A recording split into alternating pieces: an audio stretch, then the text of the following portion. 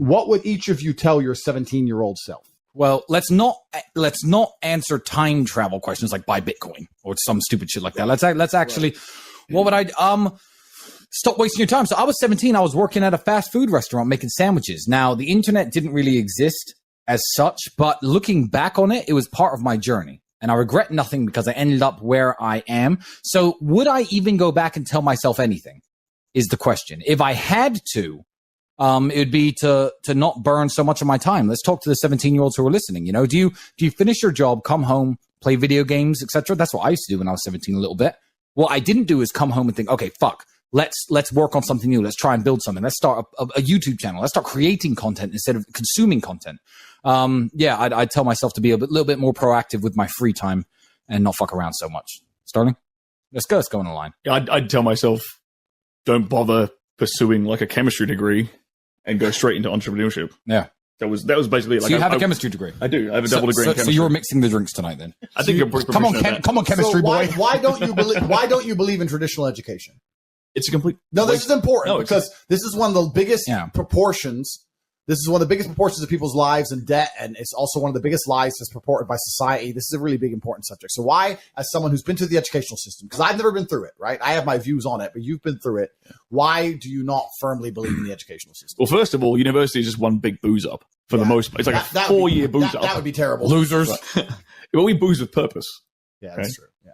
It's a booze up that you're paying for in debt, right? You're wasting all the most precious years of your life. These years where you've got so much vitality and inspiration and drive and hunger. And instead of actually channeling that into, learning a monetizable skill, which you can get financial independence from and location independence with, right? You're channeling it into rote learning something, ending up in a career where you're going to be miserable working a 9-to-5 job for the rest of your life and maybe running around chasing after some pussy. That's really what you're spending 4 years doing. That time would be much better spent learning practical, valuable skills like sales, marketing, et cetera, things that in today's day and age, which you can leverage your time on so you can live a lifestyle you actually want to, because freaking you talk about this all the time. Like the collapse is coming, man. And we're very fortunate that we kind of got out early enough. Yeah. But some of these young kids who are, if you're a young kid right now in university, man, a traditional university, I feel sorry for you. Like, that's scary. That would scare the shit out of me. Dark days are coming. Dark days are coming. Justin Waller, what would you tell a 17-year-old version of yourself? I wonder if I'm going to get flagged for racism, racial discrimination. You should. Hey, I used to live in Indiana. If I'd never moved to London, I'd be talking like you too. That's why I nail the accent so perfectly. That's a poll right there. All right, you talk, I'll do the poll. What's the poll? Did I nail the accent? Yeah, you nailed it. Man, 17? I would tell you that if it hurts, you might be doing the right thing. That's good. Go find pain. Most of the time, you're going to find a reason. If you think something is going to hurt or it's scary to you, that's probably what you should be doing. Mm-hmm. Whether it's going to the gym, if it's going to talk to that girl that nobody else will go talk to because she's too pretty, if it's taking a fight or trying to make a sale that's bigger than you thought it should be, going after some big kind of revenue, asking for a contract that's bigger than what you're used to or you think that is possible for you. Enjoying yourself playing American football like you did? You got a badass scar, by the way. Yeah, it's a bad boy. Go do something that's painful, whether it be from physical pain or fear. And most of the time, if you can find that and go towards it, go looking for that pain, especially at that young age when your testosterone's so high, then you're probably doing the right thing. You're probably on the right path. Do that. You know in your gut. Do that. Go after that. 17-year-old Andrew, what would you tell yourself? I think Justin actually nailed it. He did. No, you nailed it. Do hard things. Name a single attribute for masculinity which is going to come from a place other than trauma or pain. I talk about this all the time. People say, I've had a traumatic life. I say, well, then you're very, very fortunate. You had a traumatic life. Now, you may have misused that trauma. You may have misplaced it. You may have accepted the matrix telling you that you now have an excuse to fail as opposed to using it to grow. But every single man of value went through trauma and they went through pain. It's going to be painful to get strong, painful to get rich, painful to become important. It's going to be painful to become good with women. Your heart's going to get broken a bunch of times. You have to be prepared for the pain. If you're not ready for pain, you're never going to be anything that matters. So Justin just absolutely and utterly nailed it. My kickboxing coach used to say to me, I used to come in the gym, say, what do you hate the most? And I said, I hate running. He said, okay, you're going running. I say, why? He goes, because whatever you hate is what you need. Whatever you hate is what you need. I want to spar, bag work, pads, no problem. Running, I didn't want to run, but that's what you need. And that's what life's about. You're not going to be able to go through life avoiding pain and also becoming a man of quality. You're going to have to be that guy who's been through so much shit that he can wake up and go, this ain't nothing. This ain't nothing compared to back then. This ain't nothing compared to that time. You know, and if you're not going to be that guy, then you're going to always suffer the consequences of not being that guy. There's pain to become important, and there's pain in not being important. So you have to make a choice. So I think Justin absolutely utterly nailed it. I think his answer is even better than mine could be. You need to find something you're afraid of, find something that could hurt you, and go do it. And that's one of the great things about being young, right? You're basically superhuman. Yeah. All of us are our age. We're all in our 30s. I remember when I was 21. Bro, I Run through a wall. Bro, I could drink all night. Yeah. I run 20 miles. Fight all you couldn't day. hurt me. Like I had Wolverine-like healing abilities. And this is actually one of the problems with the world today. I noticed the internet's fucked this up because we have all these youngsters who have a voice. They all think they know something on Twitter and on the internet, these kids, right? When I was 23, 22, I didn't know shit. I'm 35 now. I'm one of the smartest men on the planet. And when I was 23, I didn't know shit. When you're 35, you're definitely going to still be a dumbass. So when you're 23, like you are now, you don't know anything. Your only attribute is the fact you have Wolverine-like healing abilities and you're not using it. Stop talking, start listening, get out there, get hurt, get the fuck back up. And there's a degree. There's also something I want you to comment on from the football perspective, but there is a degree of wisdom that comes from physicality. I learned a whole bunch of shit about the world from just having my ass kicked. It wasn't even conversations. It was just getting beaten up. And you learn about the world I write tweets and people are like, that's so wise. Where'd you learn that? I was like, oh, kicked in the face. That's how. Yeah. I didn't learn shit in the classroom in college. I learned everything on the field. And what it does when you go find pain in the real world, when it's emotionally hard, you can go back to, oh, I physically have gone through way worse than this. So I trust myself in a different way. It's true. And what I'd add to that about what Andrew was saying is that you can tell the size of a man by the size of his problems. Mm-hmm. So you need to get your ass out there and go find pain, because pain is in big problems. And then also, like he said, as you're able to take on bigger and bigger problems, those things get less and less painful. So a lot of people, like that Facebook thing we're looking at the other day, guys like, it's $80 for a half a tank of gas. That means he can't fill his tank up. Yeah. I am so far past. I had that problem in high school, $5 at a time, Me bro. too. You know what I'm saying? I ran out of gas. Yeah, we were like I remember like gauging, okay, shit, I can go this much past E before I have to push this motherfucker. Go find big problems, because in those problems are pain. And the more pain you can take and the more problems you can solve, and the bigger those problems are, the bigger you'll be as a man. And it's my favorite quote. You can tell the size of a man by the size of his problems. Go get some. No, absolutely. And I think that's another thing that actually has a huge correlation to your ability to be successful. If someone were to say to me and say, how can you tell someone's going to be successful? I wouldn't say highest IQ. And we've already proved this with studies, right? The highest IQ has nothing to do with how successful you are. It doesn't. I would say the number one thing that will tell me how successful a person will be, especially as a man, is their stress tolerance. Yes. You're not going to have a big life without big problems. You're not going to be important without 4 girlfriends, 22 cars, 3 businesses. Fuck, your phone ain't going to stop. It's going to be stressful. Banks are going to get frozen. Money's going to go missing. You're not going to have a big life that's a calm ocean. You need to learn to just surf the waves and laugh, because most people just collapse under the pressure. Stress tolerance is a massive indicator of how successful you're going to be. And no matter what happens in my life now, I can sit there and go, well, at least I'm not about to get in the cage and deal with that guy, you know? And you need to have it. At least I can eat. We've all been through stages where we can't eat. So stress tolerance is something that can be learned. It's something that you can, like you said, when you're young, it's a muscle. It's a muscle. When you're young, go out there and get stressed, get upset, have those sleepless nights. You should, at 17, 18, you should be panicking, right? And that's going to give you a stress tolerance level that allows you to grow into an adult, which can handle a big life. You're not going to have a big life. You're not going to be here like all 4 of us are, living the life like we're living, rolling around Europe in supercars with unlimited finance, and have that big life and think that you're not going to have any kind of stress or problems to get there and maintain it. That's not real. I'll end this with a quotation I really like from a book I read. It says, happiness is a lot like the castles and fairy tales that we used to read as a children, in the way that they're all guarded by dragons. I like that. You got to get through the dragon to reach that fucking castle. I'm telling you.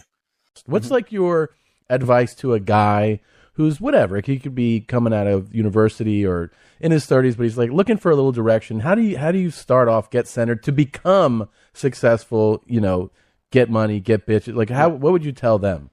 I can answer that question in so many different ways. There's like 10 different answers I can give. But I think truthfully in the world we're living in now, I use this analogy a lot. Maybe I overuse it, but you need to find a way to some degree to escape the matrix. And I say the matrix because the matrix, the way it is designed. And you're not just talking shit because you've actually done that. I've escaped the matrix. Yeah. I've literally escaped the matrix in nearly every form. So any form of oppression no longer applies to me. I can't be canceled. No, I can say what I want. My finances are secure. I've escaped the matrix. And when I talk about the matrix, it primarily applies to men because men are the backbone of the slave force. We always have been and always will be. And unfortunately now, if you're a law-abiding man inside the matrix, your future and the life that is laid out for you is nothing but depressing. You're going to go to school. You're going to get in debt. You're going to get a job. You're going to get a wife. Divorce is coming. You're going to lose the house eventually. Your job's shit. Inflation's outpacing your wages. You're going to work. No one's going to appreciate it. Now you're old and your life's over. That is the matrix for 99% of men. And you need to find a way to escape it. And I guess I was kind of fortunate from a young age. I always knew that the matrix was coming and that the system is designed to oppress. The people who make the rules do not make the rules for the benefit of us. They make the rules for the benefit of the people who make the rules. And I knew that. And I think every person intrinsically knows that. Like if it's 4 a.m. and you're sitting in a gas station and a Lambo pulls up, you're probably thinking drug dealer or criminal. You're not thinking, oh, he definitely went to school. The system is absolutely broken. It's designed to oppress. And that the majority of people who stick to the rules are going to lose. I don't want to sit here on a podcast that goes out to this many people and encourage anyone to break the law in any form. Of course. But the idea of the law-abiding citizen has been decimated in real time. In the last 3 years ago, you could stand there and proudly say, I'm a law-abiding citizen. The last 2 years, if they have not taught you that being a law-abiding citizen is going to turn you nothing into a fucking experiment for Big Pharma, then you're an idiot. You can no longer obey the law. And I'm not saying you have to break the law, but you need to find a way to do what the elites do, which is bend the law. Yeah. You can no longer sit there and go, I'm just going to follow the rules and it's going to be okay. No, it isn't. And if you're a man, it's your job to find a way to not be sticking to those rules enough to escape the matrix and become free. Because what's actually most crazy about this period of history is that it's actually the easiest time in human history to become rich. And the reason for that is because there's so many people inside the matrix being destroyed. Money has to go somewhere. I've made so much money during COVID is absolutely incredible, right? Yeah. And a whole bunch of people got lucky. What do you say to young men who come to you for advice, who feel lost, who don't really know where they fit into society? I say that life as a man is exceptionally difficult. I say the most beautiful and the most terrifying thing about being a man is you're born without value. Society doesn't care about you. You're only going to be cared about based on how useful you are. You have the chance to build yourself up and become a superhero if you're prepared to do the hard work and be indefatigable enough to never quit.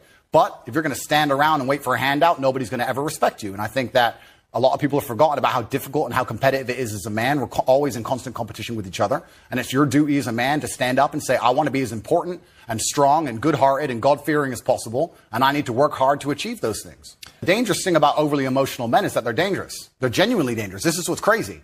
All these people who talk about toxic masculinity and how bad it is for men to be traditionally masculine. A traditionally masculine man does things he doesn't feel like doing because it is his duty to do them. He charges into the building because it is his duty. Not because he feels like it, because it is his duty. We're now teaching the new generation of men that they don't have duty and they can just act on their feelings and act how they feel and they don't have to act as a man should. Do you know what happens when you get men who just act how they feel? You get school shooters, you get violence, you get rapists. Men who do not control their emotions are dangerous. If you find a man who is stoic, he's not going to hurt people. He's going to sit and think about his actions very carefully, and he's going to be a good man who protects and provides for his family. You find a man who just acts out on impulse and does whatever he feels like, you're going to find a dangerous man. Sitting here telling men to cry more and act with their feelings, and it's okay to feel this way, that way, etc., and have no self-control. That is why we have the problems we have in the world. Absolutely and utterly wrong. So when they talk about toxic masculinity, they have it completely inversed on its head, completely and utterly wrong. We need to be teaching stoicism. We need to be teaching young men to understand that the world is very, very difficult. It's hard to be a man. You're going to feel bad sometimes. You need to suck it up and perform anyway. Not to sit there and cry your eyes out or blame other people. Tough being a woman, out. too, in modern society. It's certainly tough being a woman, but I'm not a woman, so why would I speak on issues I do not understand? I'm a man. What do you think is the hardest challenge for the average man? That's a good question. It's a really good question. I think that a lot of people don't understand that it's all of the challenges and struggles that's going to make them, it's either going to make or break them. I don't read studies very often, but I was sent a study about stress from somebody. It's probably the best study I ever read. And it's talked about the placebo effect of stress. And it said that they took some of the most stressed people in the world, CEOs, etc. And the ones who believed that stress was really bad for them were dying earlier because of the cortisol inside of their blood And they said stress is really bad for them. They were having heart attacks. But the ones who believed that stress was good for them and it made them perform, I perform under pressure, stress is good for me, they were living longer. So the same drug inside of their blood, how they framed it inside of their mind had different effects on their body. So from that point onwards, even though I already thought this way, I knew I was the right way. I knew it was the right way to think innately because I've done pretty good in life that way. But this confirmed it. Every time I feel stressed or under pressure, I get excited. I hate to not be stressed. I wake up and I'm like, everything's fucked. Good. Yes. Like that's just how I am, right? But it's how you adopt, it's how you look at the problems and how you use them to fuel you. So the question was, what's the problem for the average man today? What's the biggest problem? I think there's a whole host of problems. But what you have to do is frame it inside of your mind and understand that all of those problems are going to allow you, give you the fuel and the unlimited motivation that you need to become a successful and beautiful individual if you frame it in the right way. If you take a man and give him a life shielded from problems and he never has any to face, I guarantee you he's terrible at being a man. The best men in the world have gone through shit. That's why women love scars, because it didn't kill you. That's the whole point of it, right? So the best thing you can do as a man is look and go, okay, this is hard, this is hard, this is hard, this is hard. I feel negative because these are all so difficult. I'm struggling with X, Y, Z. Let me internalize all of that and turn it into a superpower. Let me become genuinely uncomfortable with my situation in life and go and fix things. Because like I said, the universe is absolutely and utterly very giving. And if you truly hated being in the position you were in, you wouldn't be there very long. Yeah. So I think that the number one problem with the world today and the biggest problem that men face isn't the problems themselves. It's just the way that they are been taught to mentally frame issues. People think when bad things happen to them that somehow they're a victim to the universe and bad things only happen to me and this is so terrible. They don't understand that bad things happen to everybody. And the most successful person you know had all those probably, maybe even worse, at least the same bad things happened to them. They just framed it differently and used it. That's the difference. So I don't pray for an easy life. I pray for a life of difficulty that allows me to become a better and better person. I pray to become more competent to handle problems. I pray to put myself in a position where if the mass media machine attempts its very best to destroy my life, I can laugh and smile from my villa in Dubai. Yeah. This is who I pray to become. I don't pray that nobody hurts me. I pray to be able to fight. So it's just a different mentality. Where did that mentality come from? I know your background story. I've listened to tons of your interviews. I know the big impact, especially your father had on your life. Was there a single, or were there a handful of pivotal moments for you where your mindset just shifted? I know you've talked before about being young and seeing people driving by in flashy cars and it annoying you and not annoying the people around you. But I'm really curious to know where the Tate mindset came from. It's a good question. I think a lot of people build their mindsets around trying to feel good.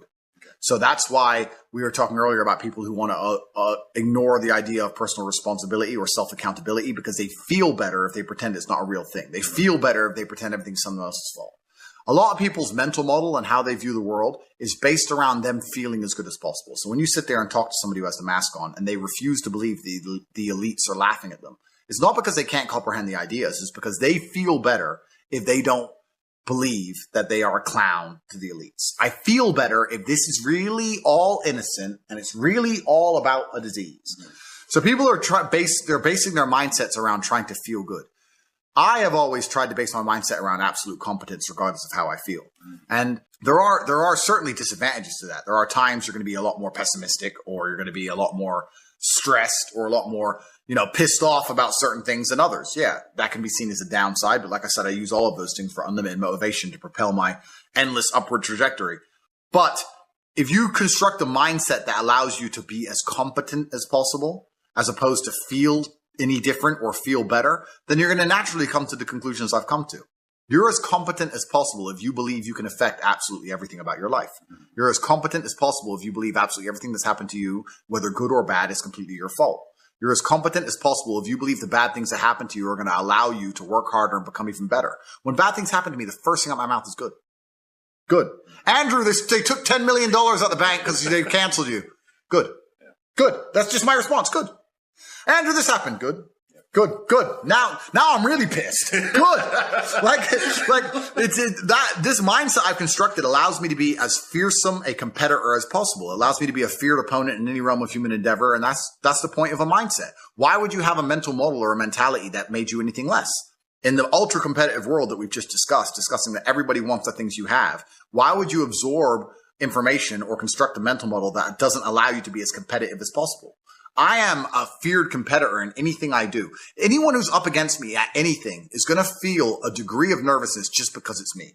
It doesn't matter what it is. If you say, look, you're going to go learn how to play piano and you're going to play against someone else who's never played piano and you're going to learn, and that guy's Andrew Tate. You're going to be like, oh, for fuck's sake. I can't even play piano. But part of them is going to be like, oh, not Tate.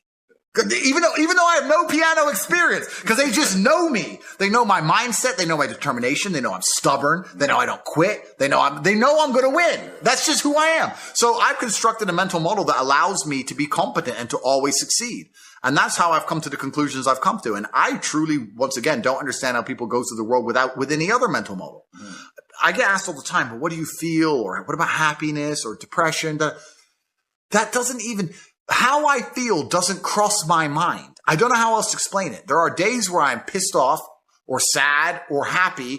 It doesn't cross my mind. It's just like I woke up, whatever mood I happen to be in, I have things I need to do. It's a busy day. Zuby's here soon. I need to go training before he gets here. I had a meeting with the bank at 7:15 a.m. I have shit to do. Like, I didn't cross my mind if I was happy, sad, excited. I just had to work. So I think my mental model, to a degree, I'm certainly not a person who doesn't feel emotions, because we're all human. I certainly do. But I've never prioritized them in any regard. I haven't built a mental model that affects...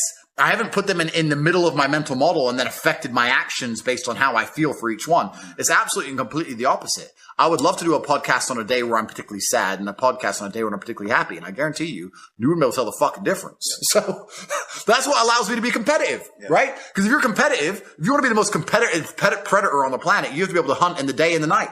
You have to be able to do both. You have to be able to perform when you're happy and sad. You can't only be able to perform when you're happy. You can't only go to the gym when you're motivated. You can't only be a competent person when your life's going well, because when your life's not going well, you're no longer competent. Then you're going to lose to people like me. And it's player versus player. If you're the kind of person who can only do well when you're happy and you're competing against someone like me who can do well all the fucking time, guess what? You lose. So my mental model, the answer is most of my opinions are just based around constructing a mental model that allows me to be brutally competitive. It's why I say depression isn't real. I've argued this point endlessly, and I try and explain to people, but they're not smart enough to understand that I don't care if I'm wrong. I don't care. I am more competitive as an individual if I don't believe I can become depressed. So I don't give a fuck if I'm right or wrong, because no matter what bad happens to me in my life, even if, heaven forbid, the worst things on earth that could happen to me, I could never become clinically depressed, because I would never self-diagnose myself as clinically depressed, because I don't believe in it. I believe that I am currently sad, but I have work to do, and eventually I will feel better. I will never get to a point of absolute desperation and kill myself, because I'm never going to get to a point of hopelessness, because I don't believe in the idea of hopelessness. You cannot try and make me adopt thinking that will reduce my competitiveness as an individual. So I don't give a fuck if I'm wrong. I don't believe in it. That's it. End of story. So I don't believe in things that take power away from me. I don't believe in things that make me less competitive. And I don't adopt mental models that make me less competitive. Every single mental model I have are the most efficient ones I could find. To the mental model I found that if I adopt, I become a more fearsome predator. That's it. So this is how I've come to all of my conclusions as an individual. At this point, coming up, upbringing, band, today, is there any specific belief system you follow? I'm glad you asked that, because when they attacked me, when the Matrix attacked me, they said that I purport misogyny and I believe in chauvinistic principles and all this absolute garbage. And when they said that about me, I understood it's very important that I create a list and explain to the world exactly what I believe. So without looking unprofessional, I've written it down. I would like to actually say I've written 41 tenets of thing I believe in. And if you hear any that you disagree with. 41 tenets. 41 tenets. Interesting. If you disagree with any of them, I would love to hear feedback on any of them. So these are the 41 things I believe in most. And before I read out this framework, it doesn't matter if you are a Muslim, a Christian. It doesn't matter if you're black or white, weak or strong. I think if any man lives true to these tenets, they're going to have a fantastic relationship with life. And also they're going to be a good force and good influence for people around them. And I think that all in all, they're going to enjoy their experience, their human experience, and the people close to them will also enjoy their presence. So that's what this is about. These are the 41 things I believe. So here we go. I believe that men have the divine imperative to become as capable, powerful, and competent as possible in this life. I reserve my human right to hold my own beliefs and practice them as I see fit, and allow other people the same right to believe and act as they wish. I prefer loving, rewarding, consensual relationships with beautiful, positive, and virtuous women. I believe men and women are different. and that each has their own unique and important strengths and abilities.